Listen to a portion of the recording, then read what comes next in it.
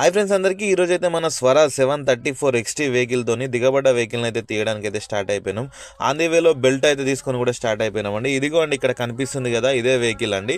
So దిగబడ్డది అది మామూలుగా దిగబడలేదు, చాలా అంటే చాలా డీప్గా దిగబడ్డది. సో ఇంకో విషయం ఏంటంటే ఆ వెహికల్ కూడా స్వరాజ్ కంపెనీ అండి. సో అది వచ్చేసి 744 FE. సో మన వెహికల్ కంటే పెద్ద వెహికల్ అది. సో దాన్ని తీయడానికి ట్రై చేస్తున్నాం. కాకపోతే ఏమైందంటే సో దానికి వెయిట్ ఎక్కువైంది. అయినా పర్లేదు, మన 734 XT అయితే ఏమాత్రం పర్ఫార్మెన్స్లో ఏం తగ్గడం లేదండి. సో ట్రై చేసినాం. సో అప్పటికి కూడా సెట్ కాలేదు. సో దాని తర్వాత ఏం చేసినాం అంటే బెల్ట్ అనేది లాంగ్ డిస్టెన్స్ అయిపోయింది.